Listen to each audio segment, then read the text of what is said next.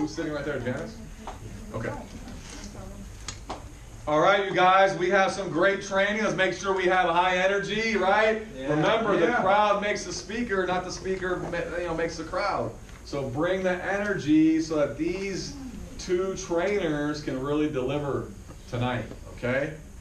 Keep your best eyes and ears. Make sure you're taking notes. Make sure, you're ready to absorb, okay? Give it up to Mr. Matt Chang.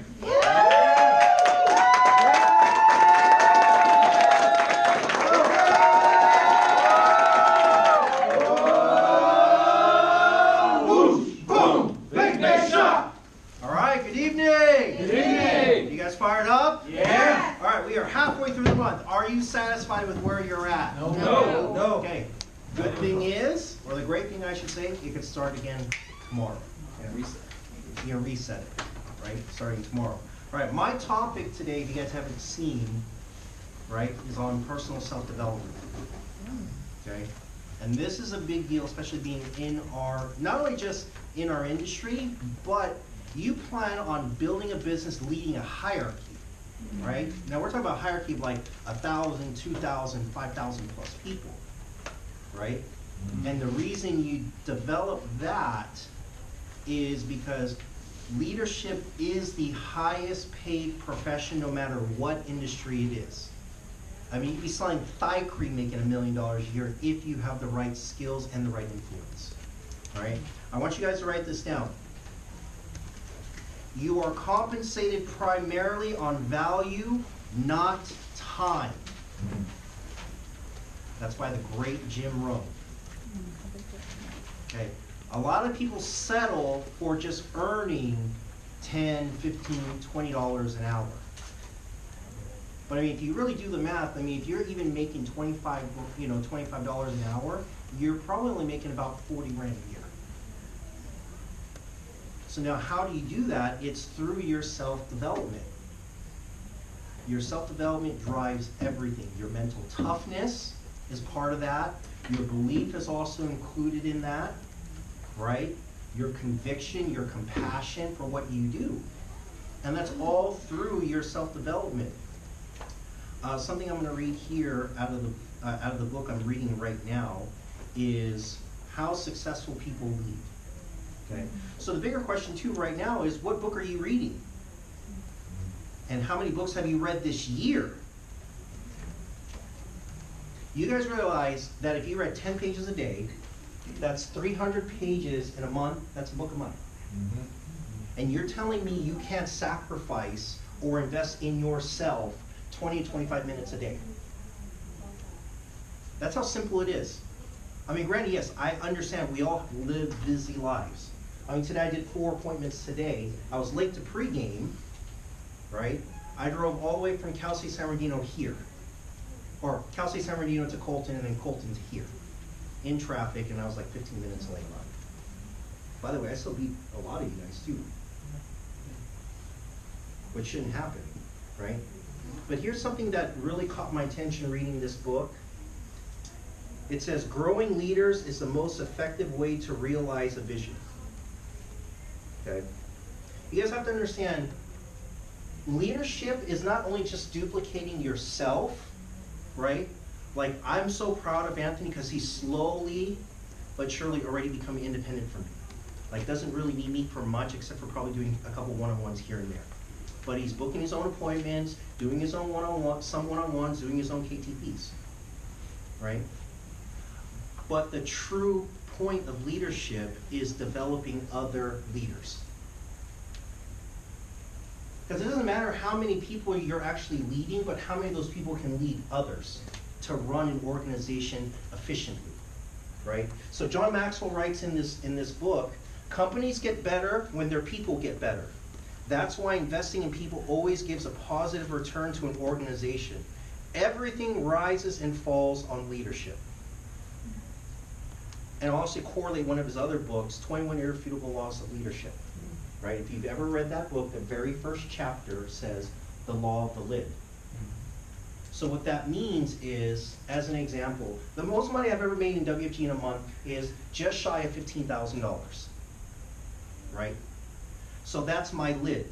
is just shy of $15,000. So I can't take someone like Jenny and show her or take her to make $20,000 a month because I haven't done it. Does that make sense? Or even if you're gunning for your watch, I can show my team, or I can influence others, show them, okay, I can show you how to earn your watch. But I can't show how to earn the ring yet because I haven't earned it. That's my lid. You guys follow? Yeah. So even if you're a training associate right now, you can't lead someone to an associate, senior associate, MD, or SMD if you're not even there yet. Does that make sense? Yes. Okay? The more leaders an organization has, the greater the horsepower. The better leaders an organization has, the greater its potential. You cannot overinvest in people. Every time you increase the leadership ability of a person in an organization, you increase the ability of the organization to fulfill its vision. Everything gets better when good leaders are leading the organization, creating a positive, productive work environment. And that holds so true in so many different areas. That's why we want you guys here early for pregame. Because this environment is actually what attracts and recruits people before they even get in that presentation room. Right? But now, here's a few other points that I want to make about being, working on your personal development. It gives you a higher identity. Right? And I talk about this all the time. My wife was at a much higher identity before I met her. And because of WFG, my identity is up to par, if not has surpassed her. Because I was looking for the ideal woman, and knowing that, I'd have to raise my level. I'd have to raise my identity, right? But when you also raise your identity, you become more attractive, right? I did an appointment today with one of the professors at Cal State San Bernardino, and by the time our conversation was done, he's like, you know what? I didn't feel stupid speaking to you. You talk to me like a real person, but you also know your craft, right? But it's also too, he's like, you come across as much older, even though I know you're young enough to be my own son. He's 56, I'm 34. But he's like, I'm so impressed that my two girls, they're already married, they're both 31 and 29, and they have kids, they need to have a word with you. I was like, I would love the honor to speak to them on your behalf, right? Because also too, if you look at my clientele, a majority of my clientele are 40 plus. 40 plus, those are people, 10, 15 years older than me that I'm able to influence to become my client or get recruited in the business, right? Because along with becoming more attractive and your identity is a lot higher, right? Guess who else you're attracting now? People that are higher identity with more money. I mean, we're in the business to be profitable, are we not? Yes. Okay, I was just having that conversation with Dulce in the Mozone. She was telling me about her market. I said, you need to talk to higher identity people. No offense to friends and family that can only save $150, $200, but you want to be in markets where people are saving $500 to $1,000 a month. I mean, you realize if you guys can find 2 or 3 clients a month that, let's just say 2 clients a month that can save $500 a month. Let's just say the target is say $350. 350 times 12, so that's almost together between the two, it's almost 10,000 points. You don't have to leave out the smaller clients, just make sure you're in the hunt for bigger ones too. Right, and that's why your identity is so important. Because not only is your identity important, but now you're more well-versed, you can have different conversations with other people, right? So you can have a conversation, very simplified conversation. Let's say I'm talking to a teacher or a professor, I can have one conversation, okay? Now I'm talking to, say, a CPA or a doctor. What do you think is going to happen to my verbiage? It's going to change. But if you're not constantly becoming better, how do you expect to have that conversation be a little bit more relatable, right? But to go along with that too, attracting more people is now you're more influential. Because just imagine, if you're able to attract more people into your business, that means more people know who you ultimately become. It's not a matter of who you know right now. Okay? It's a matter of who knows what you do to expand your business a lot more. Right? And now, that's why having certain associations are important. Reading those books changes your associations, doesn't it? Yes. Like, I spend a lot of my time at night outside of reading, watching different interviews with people like Tim Cook, Warren Buffett, Jeff Bezos, Mark Zuckerberg, right? I don't dilly-dally around with trying to catch up on sports, no offense to that. I mean, I still keep up with the Lakers, right? Even though we got LeBron, right? And Rondo. Yeah, but just imagine that team is coming here, right? But just think about all your other associations. Think about your associations outside of the office. Who are you hanging around with, right? Are you hanging around with Lupe? Are you hanging around with Cynthia? Right? Are you hanging around with Alex and Didi? Are you hanging around with Eduardo? Right? Your associations are key because you get to learn success from all these other people, right? Like I'm constantly telling Nick, hey, this is what I got, right? As an example, Reggie was asking me earlier, it's like, okay, what did you do in the past 2 weeks? Based on what's already in my pipeline, already submitted, if everything were to hit this month, that's a little over $22,000, $23,000 in income. That's what I used to make in an entire year at Costco.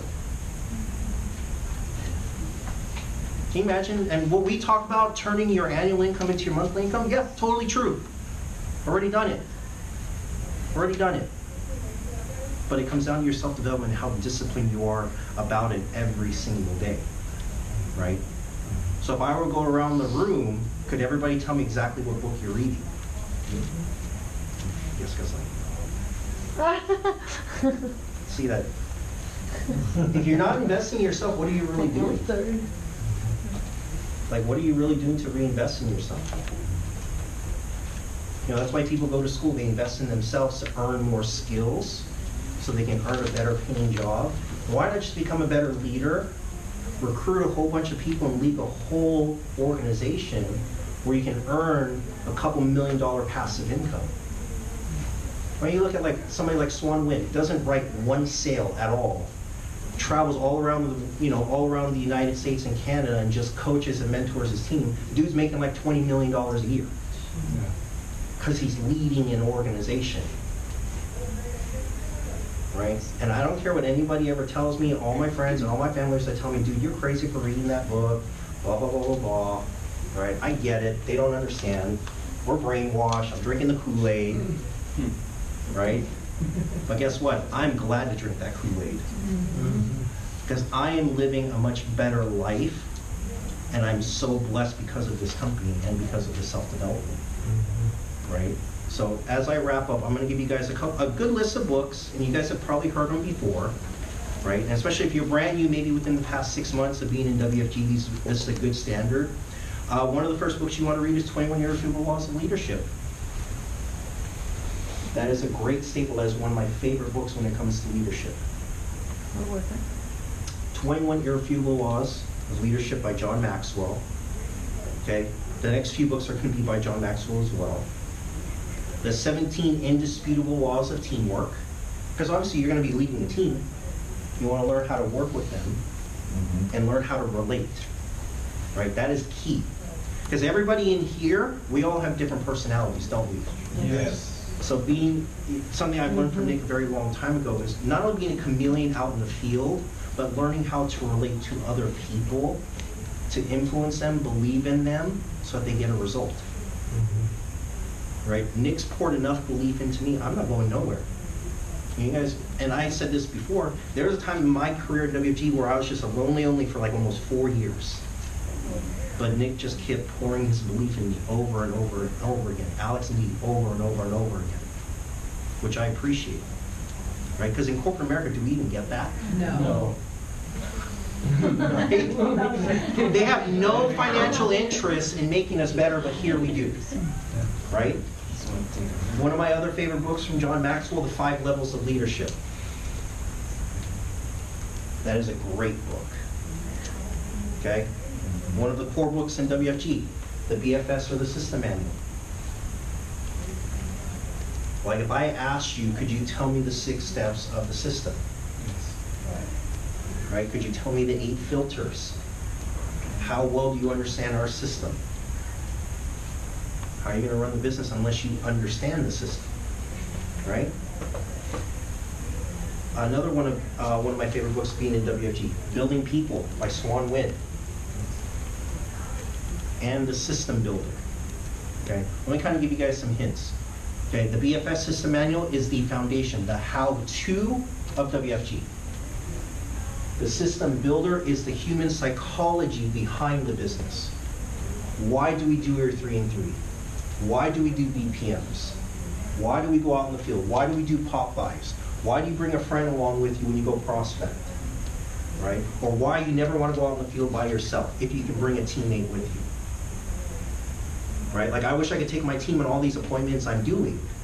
Because if I had 20 of these guys doing what I'm doing right now, you kidding me? How many more people we could be helping, influencing, making an impact? Right? I've even gone, there's some of you guys in this room like, man, I want to go on appointments with you. Right? But some of you guys are still working your job. Like, if you're still at your job, just like what Nick was talking about, what's your plan to get out of it? Do you know precisely what you have to do? Right? Another great book.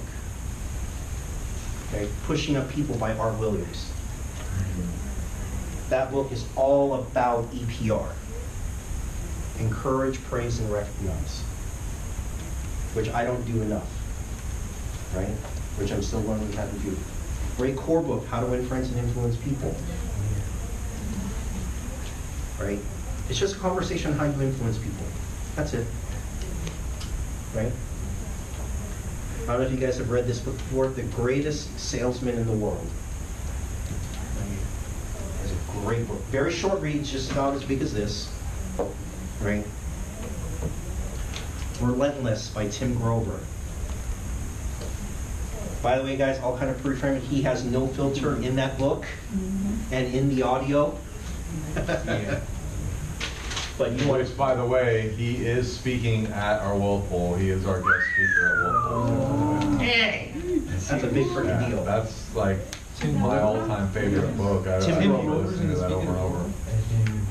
Okay. So the name of the event is Relentless. Yep. Okay. Last 2 books written by Napoleon Hill. Think and Grow Rich. Okay, if you've read that book, you need to read the continuation of that book, Outwitting the Devil. I've listened to the audio of that book. It is crazy. By the way, if you want to get that audio from me, let me know. I can bring my hard drive with me on Saturday. I have roughly about 40 gigs of self-development. Okay. I'll tell you guys, if Outwitting the Devil would really put a lot of things in perspective about how people will talk mess about you and try to bring you down, it puts you in the frame of mind how to avoid and keep that out of your mind. Okay, because people are always like, Genina, it won't work. One of those things. Really? Are you serious? It's like having that frame of mind to block all that negativity out and how to keep the devil out of your mind. And if you listen to the audio, like how it's read like Napoleon Hill interviewing the devil. Yeah, it's pretty crazy. So as I wrap up, before I bring up Thomas and Genina, I'm going to give you guys one quote that's actually out of this book, and I'm going to wrap up. The highest goal of leadership is to develop leaders, not gain followers or do work. The highest goal of leadership is to develop leaders, not to gain followers or do work. Right? If you look at some of the most successful people in WFG or in any business in general, they have a lot of leaders leading other people to make an organization run. Period. Am I going to say it one more time? Yeah. The highest goal of leadership is to develop leaders, not gain followers or do work. And I told Nick this before, I will do everything in my power to get him to EBC. And for that to happen is for me to become a better leader, right? To be a better leader not only to my team, but to you guys, to keep setting an example. That's a never-ending journey until I feel I'm ready to really step off the gas, right? And that should be for a lot of you guys too. You should be on the gas like crazy, figuring out, okay, what's my next step? What can I do? Right? What's my next promotion? Right? Like, how many of you guys are striving to, become, say, who's an associate right now? Okay, wait. Okay, you guys put your hands on. Who's a training associate? Okay. What are you guys waiting for? That's a 50% pay increase. 3 and 3. Okay, who's an associate? Okay, 10 and 10. Okay, senior associate working on MD. Only Lupe? What happened? Yeah, we had a few others, right? Who else is running for MD? Who's running for MD? There you go. Okay. Let me tell you guys. When I took my MD promotion, I was only a senior associate for 30 days, 1 month. Following month, we were an MD. That total 9-day run, we did a total of almost, almost 65,000 points. Me and like 2 of my agents. I did 38,000 personal in a 90-day run. So I don't have to do the same thing running for S&D. Right? I got, what, 650,000 in the hopper right now. I just found out, I was telling Nick, I found out my $450,000 annuity just got funded today. Damn. That's already 23,000 personal points. I was already telling Nick that annuity funds this month, I'm top MD. I was paying attention to numbers this month, and to get even in the top 10, MD was only 9,800 points. I was like, what the heck? Top MD only did what? 15,000? Yeah. Yeah. 15,000? I'm like, lower. this is crazy. Normally it's like 30, 25. Yeah, 25, 30 minimum. But I was telling Nick, I'm gonna be the top MD. And I still have, when we still have, what, 2 weeks left. So I'm fired up, I got a lot of stuff to write still. Like, it's coming, it's coming. But other than that, guys, I appreciate you guys. I'm gonna bring up this next couple, someone we've welcomed into the office. They're just like family now, and they have their own family. Just kind of finished up a move, because, their lease was up, they moved into a new spot. Actually, one of their daughters is here with them, right? But, give this couple a big round of applause. I respect them, I love them to death, they're here, try and help them as much as I can, and they're trying to help me as much as I can. So give it up for SMD Thomas and Genina Archibald.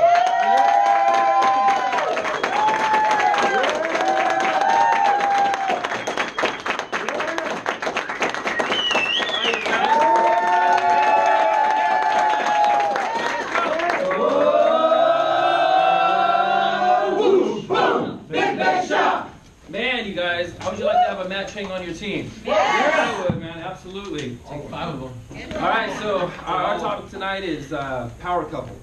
So everybody, having those great minds. And so what we're going to do tonight is we're going to do a little bit of a question session where we're going to be asking each other questions. We'll also open the floor a little bit too if you guys have any questions for us. But it's going to be definitely a great training and kind of give you some ideas of how a power couple works in the business. Okay? Woo! Go ahead and grab a couple chairs. How about how to find a power couple? That's another agenda. How to find That's for next week. That's class 6 again. Just recruit one and you get the other one. You get that? You got to reduce power couple. You recruit one and they bring their spouse. Two people in love fighting for the same goals and dreams is I think I'm is gonna powerful. stand up, actually. You're gonna stand up? Yeah. Oh, okay. Yeah. I guess I'll stand up. See, that's a power couple. Good decision, both of you guys. Yeah, there you go. Okay, good move. Let me go around you. Solid. Solid. All right, so thank you, Matt. All right, guys, let me just get this.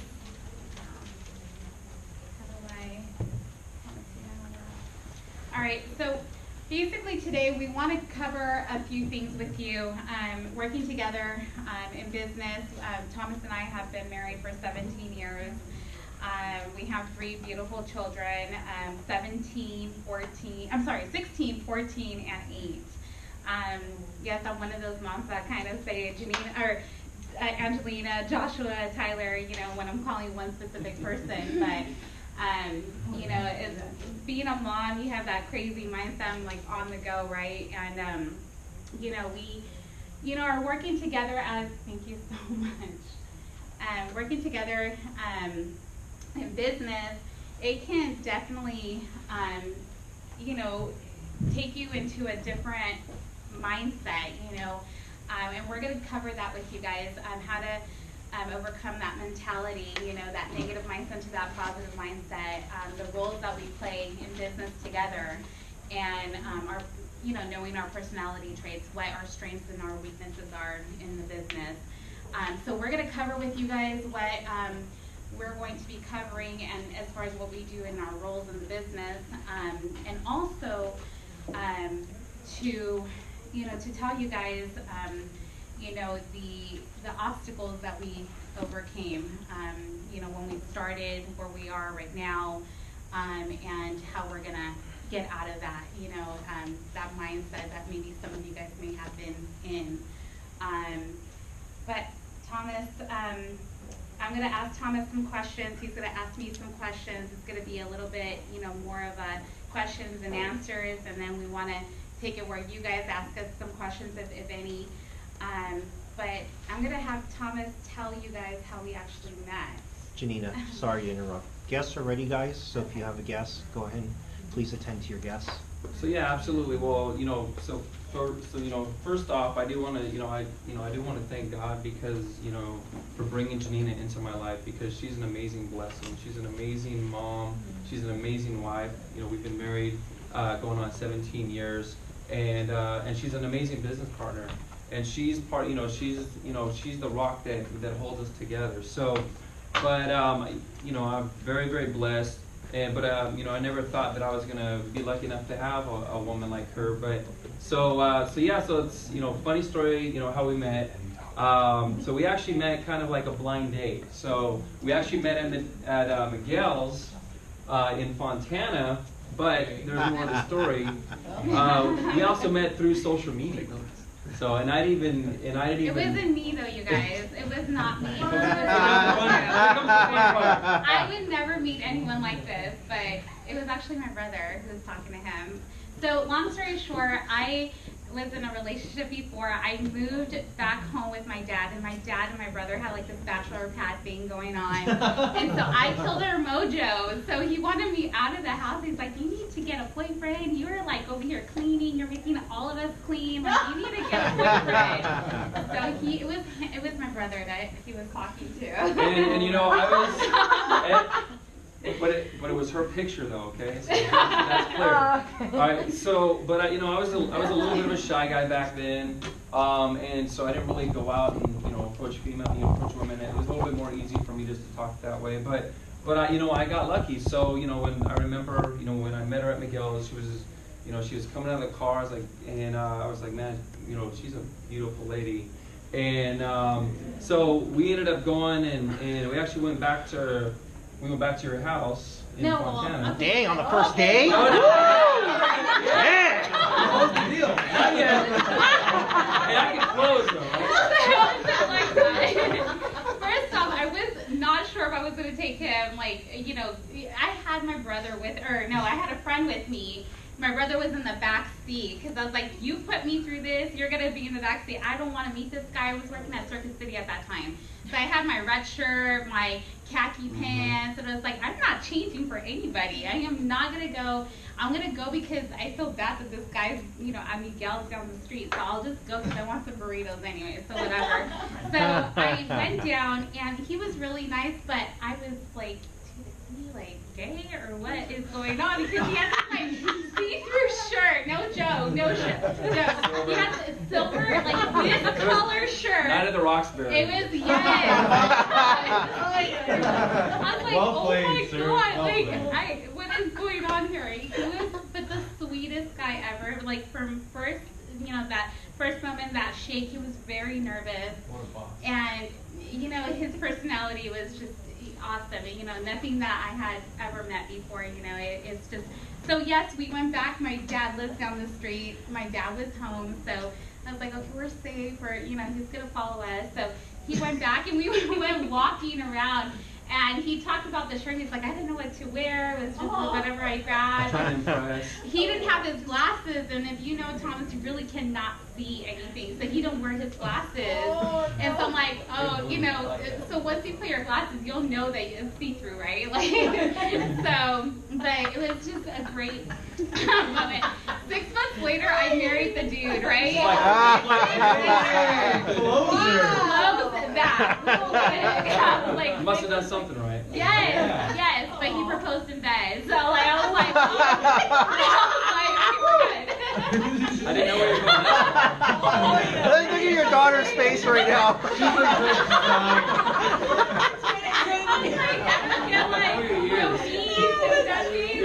Earmuffs. He closed it though. He closed it for sure. But we've been married 17 years, and you know, like I said, you know, in the business, you definitely, you know, go through some obstacles in a relationship because we have different personalities, and I think our personalities actually complement each other. I'm very strong-minded, very competitive, and he's very passive, and he's the one that if the kids ever need someone to kind of like ease the situation, they go to dad, you know, and with me, it's kind of like, ooh, mom's giving that look, and like, I am scared, you know, type of look, and so we definitely complement each other, especially in the roles with our kids, our business. You know, I recently went full-time into the business. Prior to that, I was a program manager. I went to UCLA, graduated, and you know, what they teach you in school is nothing that you go through in here in this business. And with Thomas, you know, I just feel like, you know, he taught me so much in life. We had Alberto's, we had a business, a lot of people do know that of us, that we, you know, went into business together. And that business, there's a difference of being self-employed and being a business owner. And we quickly learned that. We clashed a lot during that time, and you know, in the beginning, you know, when we first started that business, you know, we definitely had to learn how to work together and cohesive together. And I mean, you guys have already, you know, heard a little bit. I mean, you know, especially when you have that type of business, and you know, I was never home. I was, you know, she was home with the kids, and I mean, she'd come in, you know, as well, but not as much. But I'd be there every single day, you know, from open to close. So, you know, I'm putting in, you know, over 100 hours a week, and not even think about it, just because we needed, you know, I wanted to make this happen for us. And it was exciting. It was, you know, it was very exciting. But yeah, I mean, it was a lot. You know, a lot of, like I said, a lot of overhead, a lot of maintenance, just a lot of, you know, you really don't own that business. The business owns you. You're a slave, you know, to that business. Yeah, and it's so true. I wanted to ask you a question, Thomas. Can you tell them a little bit about your background? Okay. Well, so I'm a Californian. I'm originally from California. I was born in San Bernardino. Anybody know where San Bernardino is? Yep. Yes. Okay, so I was born at St. Bernardine's Hospital, and you know, kind of moved all over the place. My dad was the one who actually, you know, pretty much raised me. So I didn't really know my mom growing up. My dad was the one who raised me, and he did the best that he could, but you know, I didn't really have the best life growing up either. I mean, you know, we were moving, you know, from house to house. You know, I didn't have a solid foundation with him, and unfortunately, you know, my dad got real bad at, you know, into drugs, and it just kind of took our life on a spiral. And you know, I'm very grateful for the life that I have, and I don't take anything for granted. And I always tell people, no matter how bad your situation is, there's always somebody else that's, you know, that's in a worse position than you are. And you know, I've lived in family shelters. We lived on the street for a little bit when I was younger. And finally, we ended up, you know, moving back to California. We lived in Oregon for a while, and then finally we ended up moving back to California. And I just got sick of that life. And I told my dad, "Look, Dad, I can't live this life anymore. You're gonna take me down with you." And so I ended up going living with my grandparents. And then my grandparents, you know, they raised me from 14 to 18, and if they weren't in my life, I don't know what would have happened. but they're the ones who really taught me responsibility. They were business owners, they were farmers, so I learned what hard work was, I learned what responsibility was. I actually used to run our store that we had in Redlands. I also used to go to the different market nights and sell produce and all that, but I got a taste of what business was like, and that's what made me want to, that's what made me more business minded. I wanted to go and open my own business one day. And I didn't have a financial service background, and I always wanted to know about money as well. And this is a great opportunity for us to learn about that. And so that's why I decided, that I wanted to do this. I wanted to make it, a better life for us and, for our family. And I'm so actually, it's a blessing in disguise to say the least, because growing up in that situation, you become very humble and very, talk about perseverance for sure, because it actually teaches you to communicate with others out there that have gone through those type of situations. For me, I don't understand it, and and to go through those obstacles, from very early age, that just tells me that he's just a very strong person. And I think it's a blessing in disguise for sure. And I don't say it to get sympathy. I just say it to let people know. Look, I mean, I've done it, but I don't feel bad for myself. I don't feel bad for myself. We just, we got to persevere. We got to keep going. So, Genina, why don't you go ahead and just, tell us a little bit about your background. As mentioned before, I came from a program management contract, and so basically I would go into different organizations, nonprofit organizations, and start them up and close them up. And so one of the projects recently was Keep Your Home California. I don't know if any of you are familiar with Keep Your Home California. I started that program. We were awarded $2 billion in grants for that program, and it's now gone. So that just closed up, and they offered me to go into San Diego and go to a different contract, but I decided to go full time. But prior to that, I went to school. Originally my major was nursing. I wanted to be an RN. And long story short, I got very ill in one of the projects, one of the laboratories, and they kicked me out of the nursing program. And so luckily I had a minor in business, and so that minor became quickly my major. And so I wasn't sure if I was going to share this, but recently, one of the main reasons why I wanted to go full time in the business is because I wanted time with my kids. And I wanted to really get back to where we were, at one point. I had gone sick. I am in remission from ovarian cancer and gone through chemo. So yes, I lost weight, which is the bright side of it. And cut my hair and got new style. But as time progressed, as time progressed, thank you so much. But the hair is still falling. And it just makes me analyze my situation a little bit, in a different perspective. I have a lot of doctor's appointments, so yes, I'm full time, but I'm working in and out of doctor's appointments, and trying to, be able to, go to the doctor's appointments, be there for my kids, and also, be there for, my husband. But that's pretty much my background. I'm going to be 40 soon. I'm already 40. So, yeah. 40 is the new 30, right? Yes, right. Can you explain, some of the different types of spousal support? Well, I think for, there is it's his business type of situation. That type of support, is kind of, they're there. The support is, go ahead, I know you have BPM night. It's Tuesday, I know it's Saturday, I know you guys have BPM, I'll see you later. But they don't attend BPMs, right? They don't attend big events. They know that they're coming, but they don't attend. Then there is the other spousal support that is here. I'm here, right? If Thomas can't do a hiring interview, I'm doing it, right? Very involved in the business, right? So there's that type of spousal support, but then there's also the support that that there's no support. They're in the negative mindset, right? So they're the ones who are giving you a hard time.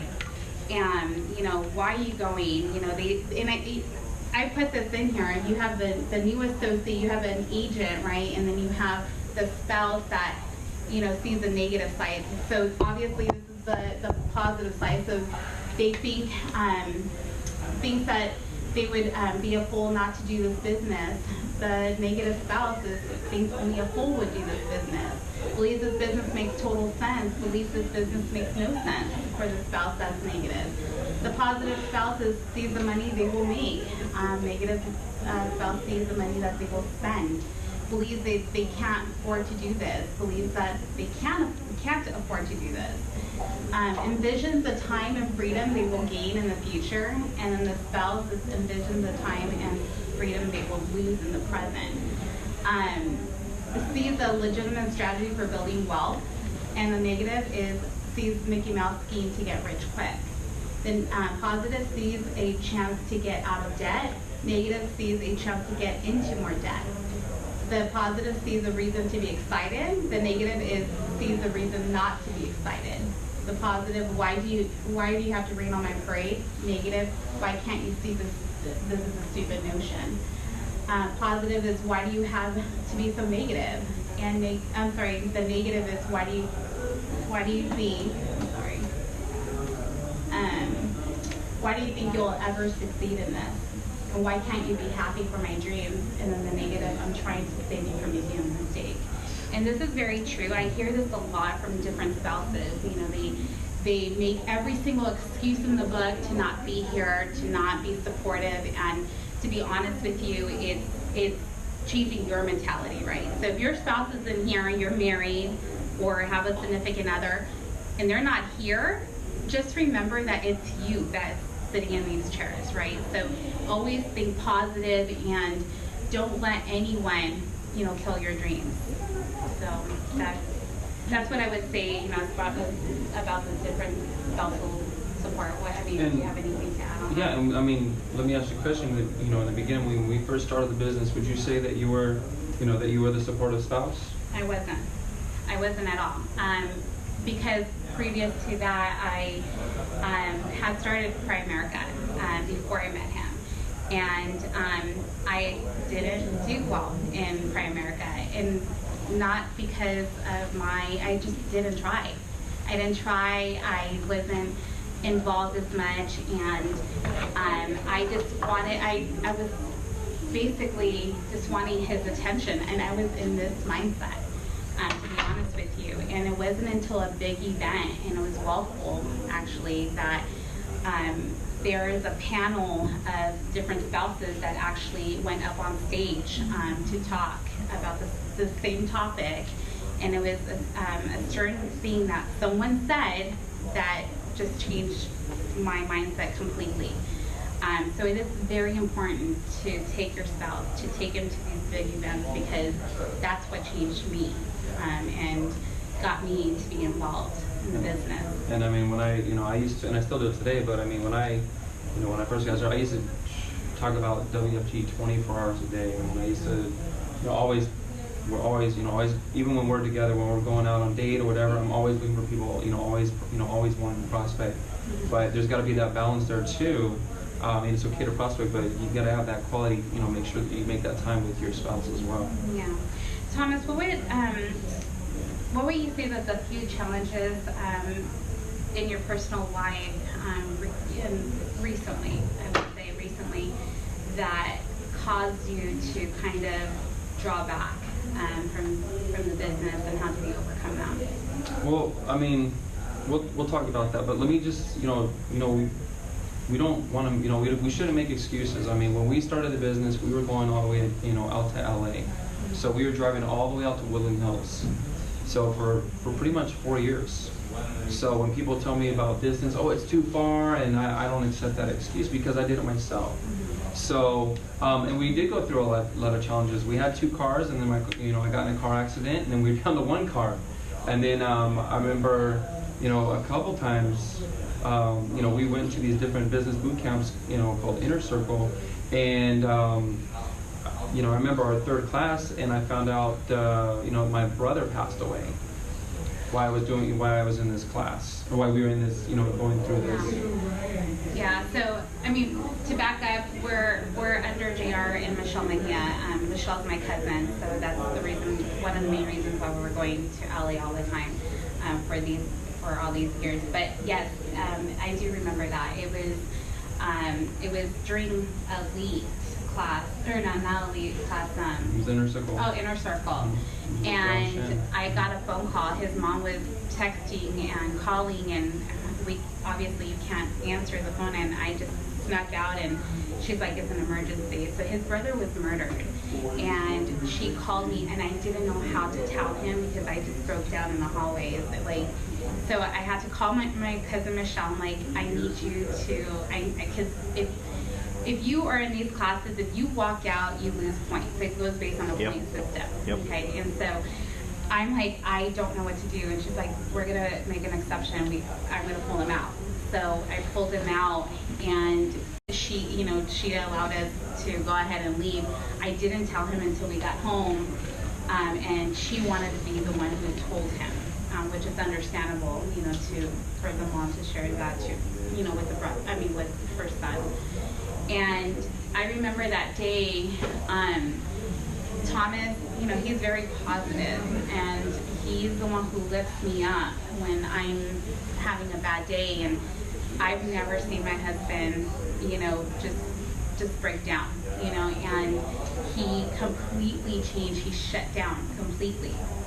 But after that, it was 2 years later, or a year and a half. It was a year later. A year later. No.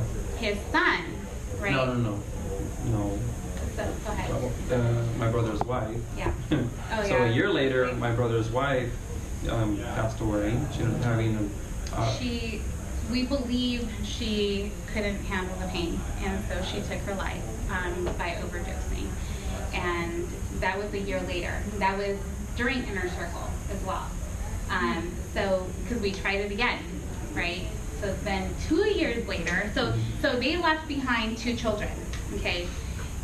So baby Gary and Skylar goes now to the system, okay? And they're in Washington, Port Angeles, Washington. We are the closest, the next key to these children. We're still to this day fighting for these children because they're under investigation. Well, I can't say these because a year after Leslie passed away, then from there we lost baby Gary. And so baby Gary, he was 4 years old, which is his nephew. And long story short, the person that took the children in the foster home got a skillet, and he has autism. And so he was really, you know, hyper and here and there, and like any other child. She got a skillet and she couldn't take it, and she just like stopped, you know, whacked him in the head. And that's based on the autopsy, repeatedly. That's what happened. And so there's a trial going on for that case. So in those years, you know, he's gone through a lot in his family, and to a point that, and he still hit SMD that and year. I lost 2 grandmas. And he lost both of his grandmas. But I think for us, fighting for the children was hard because, yeah, you lose people in your family, but when you're the next king, you're the only one left, it's hard because we're going through this fight with them, right? And so we have Skylar still that we're fighting for. And so it pushes us to, that's his, you know, I know that we talk about our drives, our goals, and what have you, and that's one of them. That's one major one for him, is to get Skylar.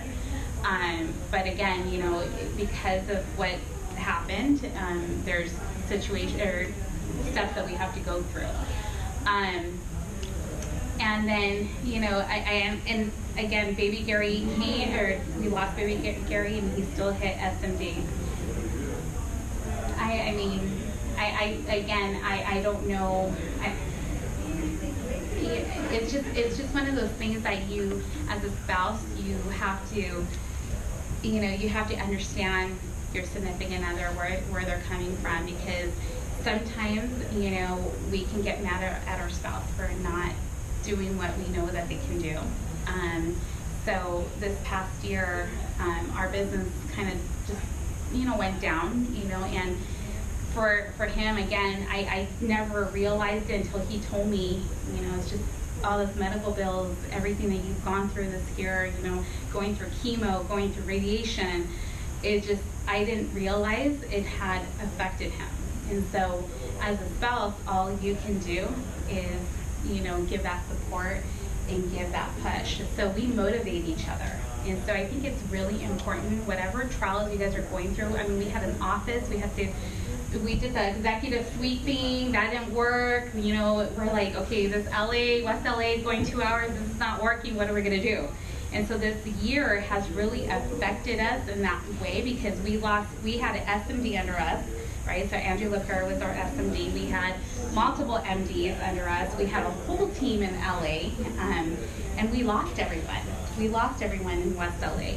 And we had to basically start all over again. And so I think for us, you know, it's just pushing us and reminding us, you know, to go for that SMD run again, you know, and fight together, you know, and I think it's really important. So let's talk about the, you know, the different personalities, the type of people that, you know, that we look for. Let's talk about ourselves though. So there's something that's called STAR, and basically what STAR means is it's structure. Are you structured? Are you technical? Are you action or ambitious orientated, or are you relationship orientated? Genina, where would you say, what would you say, as far as your personality, where would you fall into that category? I'm definitely an S and an A. So, you know, I'm very structured. I like to be very organized. I have an agenda book for everything. So I have an agenda book for my children, for their activities and home and bills and what have you. And then I have an agenda book for the business. Even though we use Google Calendar, there's something about me, I'm old school, I need to write it down. I carry that agenda book everywhere I go. You know, and so I'm very structured in that way. I have action, you know, if I could be here from 8 a.m. until closing, I would. You know, Matt and I and Melissa, we will have chats on galore, but here's the thing, you know, that's not what's growing our business. I have to go out there, shake hands, you know, and grow that business, you know, as well. But, you know, I want to say I'm action and structure. I mean, would you agree, or? I'd say structure is a big key. Yeah. Because that's one thing that, you know, that I'm not. That, I mean, she's very organized. She's always, you know, she's had leadership for over 10 years. I mean, she's had a chance to really grow there, you know, in the company that she was with before, and now we're really trying to bring it to, you know, to our team here and to the office here. So, you know, definitely, you know, a very valuable asset to be able to have. We've taken assessment testing that where I was before, and I have a little bit of technical, but I don't believe that I'm 100% technical in that way. I react with emotion, not just logic. Because if you're numbers person, you run your decision based on numbers, and I kind of go with the run. You know, I have diarrhea in the mouth sometimes, and I just go, right? So that's just me. I'm just very raw in that way.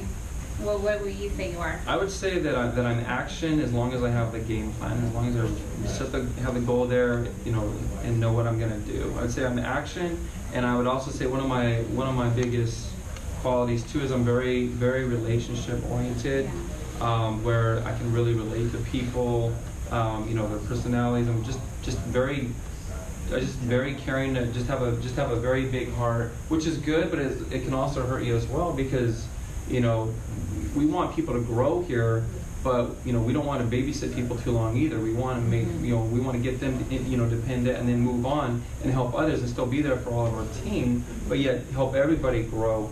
But and I think one of the things like that I'm good at is I'm very persistent in a good way though. Like I don't try to bug people, you know. But like when it comes to the business, I mean, you know, you ask Henry how many times did I follow up with you before you finally came down to the office?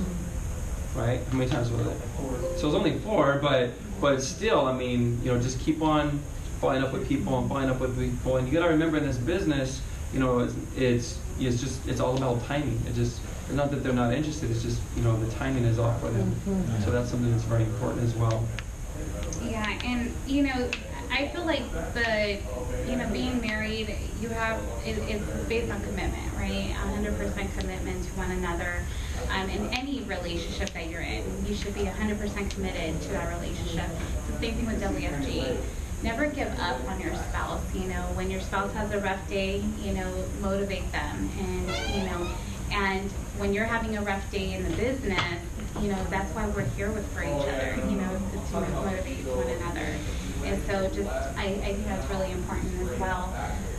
Thomas, you know, being the fact that you are doing this business, and also, you know, there's other things that you're doing as well.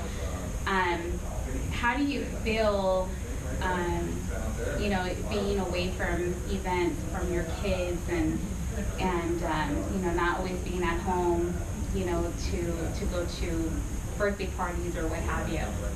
I mean, I feel sad about it, not being able to be there for them, but I also know that because of these sacrifices that we're making, that, you know, we're going to be able to do that stuff. We're going to be able to take them, you know, to be able to travel the world, to give them, you know, the lifestyle, you know, that they deserve.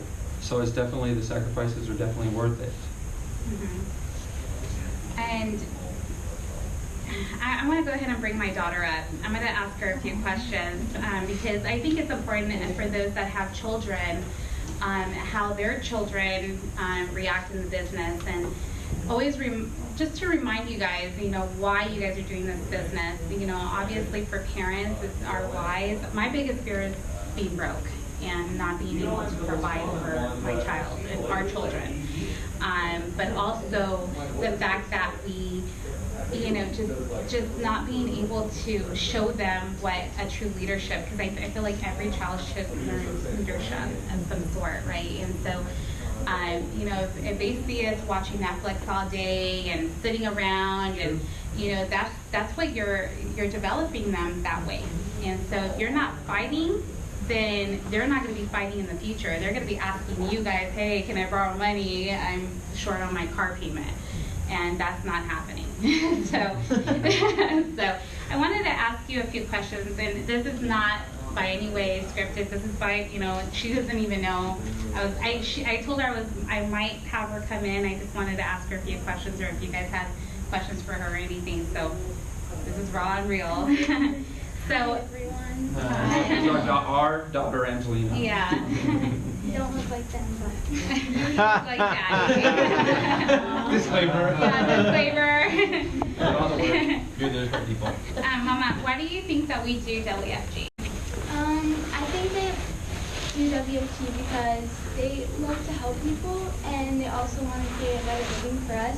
Not only to have a roof over our head and food on the table, but like also to, you know, probably spoil us and get us like new clothes, like trendy things. I like trendy things. I know that they work really, really hard, and they work so hard for us so we can have, you know, cool things. Okay. Do your parents, do we engage you with our goals and our dreams? Do you want to talk about that, how we talk about it? And Yeah, we always talk about our goals and like what we want to do in the future. You know, we were gonna go to Puerto Peñasco, but yeah, we're still going. yeah, I really think they do, and I'm really proud of them because they've achieved so much over the past couple of years, and I'm so glad that I get to experience it with them and go to places with them. So, yeah. Tell us real quick. Tell us, please. Also, sorry. Go ahead, Mom. Also, they really like impact my brothers and I. You know, for goals, my older brother, and I really have goals. Well, I mean, not really Tyler, but his goals are getting new toys. But, like for example, this year I tried out to be on the cheer team for high school, and I really wanted to make at least frosh, because there's frosh, JV, and varsity. So I was expecting to make at least frosh. I didn't even know if I was going to make it. But I made JV, but that's just hard work and dedication, and I every single day practice even cheers that I didn't even know that I had to do. So I was on the team, not on the team, but on a middle school team last year. So I'm just really excited that I get to spend my freshman year on the junior varsity team. Can I ask a question? How do you feel about your parents? Sorry. No, you're okay. What's your favorite thing to do with your parents? My favorite thing, well, it's kind of different with both of them, or can it be with like each of them? Both and each. Okay, well, both of them I loved like going to the movies or just staying home and watching Netflix and eating food.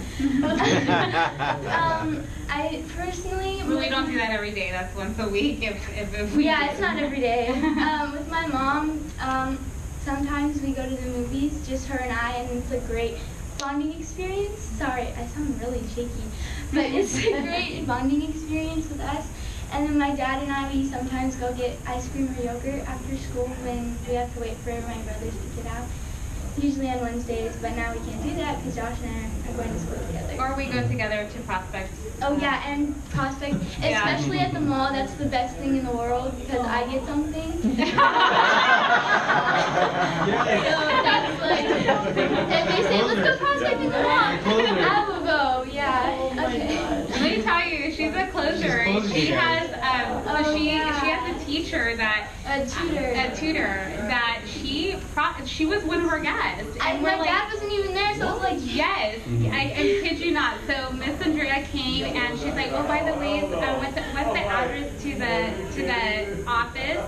And it starts at 7, right, Mom? And I said, yeah. It was a guest that she told me to get my dad's permission, obviously, because you can't give numbers to teachers. So she said, get your dad's permission, because I told her about the business and like what my parents do. And she's like interested, and I hope she comes back. But she was interested, and her husband, she's gonna talk with her husband, and she just had a baby, and I'm so happy. That's just so you know, it's because it's baby right now. That she can't. Yeah, I know. She just literally just had a baby, like not even a month ago. Yeah. How do you feel about us not always being there to your events or your games? I know that they do it for us, and it's usually my dad that can't go, but my mom usually records it and she posts it everywhere. Oh yeah. So he obviously sees it and she shows him, and I'm fine with that. I'm used to it. It's always pretty much been like that. But he does come to my stuff. I do wish that both of you can be there. Sometimes my mom can't go, sometimes my dad can't go, but usually my grandma can come, or my tia, or my tío. So that's a plus. But I'm fine with it. I don't really mind. I know that they're out. It's usually during like events or events or competitions. Those are usually on the weekends. So they sometimes can't make it due to work or yeah. So who has children here? I have one on the way. All right. Does that count?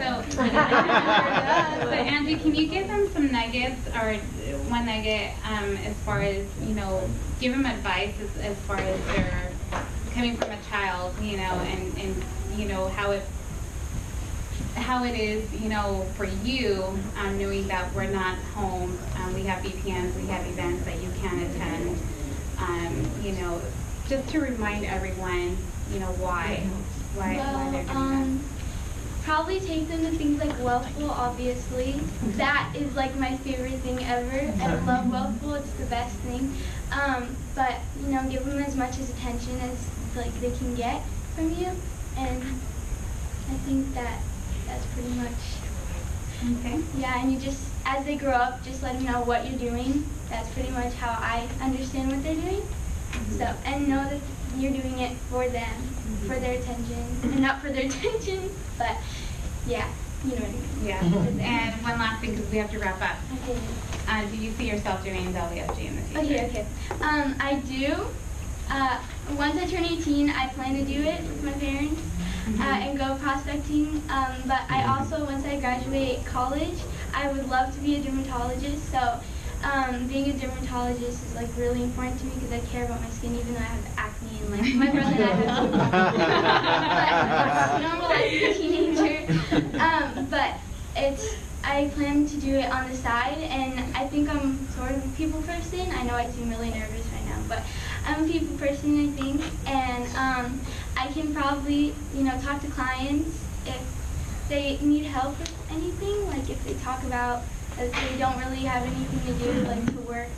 I could probably talk to them about the WFG and, prospect and do my Going wide, huh? job. Going wide. All right. Why did he? All right, thank you, Mom. Yeah, right? Hey, you guys, before we wrap up, if you guys don't mind, if we can take, another 5 minutes if you're open to it, just for some questions to the floor.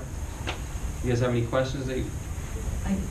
When you have an associate and they come to the BPM and they really want to do it, but you have that, that's why even if you don't have a spouse, it's good to get this information because you're going to have spouses come. You're going to have people that are married coming to the BPM, excited, wanting to sign up. And do you wait to sign them up when they meet the spouse? I mean, the system explains itself, but sometimes they want to sign up themselves. Like happened to me before where it says, I don't need permission. Yeah. I'm going to sign up. When she goes home, they got shut down and they never came back and they never was able to do anything. How do you handle that? So Henry and Jessica is a prime example. Okay. So Henry was coded first, right? So we invited him and he got started in the business, but we had not met Jessica yet, right? And so we basically framed it for Henry to understand, when we do a KTP, we want them together for KTPs. But as far as the business, what we used to say, I know that we've done where we meet with one person, we get them started, they're pumped up. We don't wait because, in the flip side, that can come back to you to bite you because they can go home and think about it and not ever do anything at all, And so Jessica started, and she's in the business now, and so he's a prime example of who we. We got him started, and then we met Jessica after, and then got her started. If they're ready to go, then we'll go ahead and get them started. Absolutely. Yeah, I think it's just making sure that you're engaged with them. Yeah, making sure you're engaged with them. Any other questions? And as far as roles, really quick, Thomas, he is mainly out in the field, KTPs, but I think it's really important as a spouse, if you're active in the business, making sure that you're diverse, so you can do everything. But we also have our strengths. So his strength is KTPs, is going out in the field.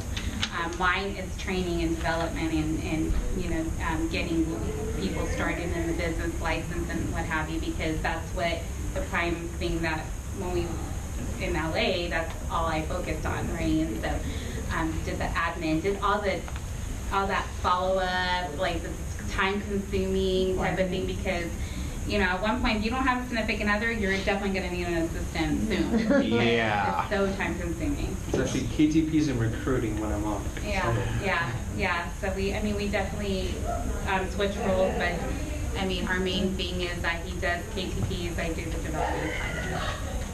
And then also set up appointments for him. So, any other questions? No? I do. Yeah.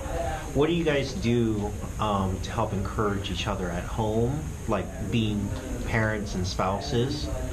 So how do you keep each other encouraged at home, but also in the office? We have a lot of late night discussions. So we'll, like for instance, today we'll have BPM meeting after the meeting, and we'll probably the meeting after the meeting, and then we get home.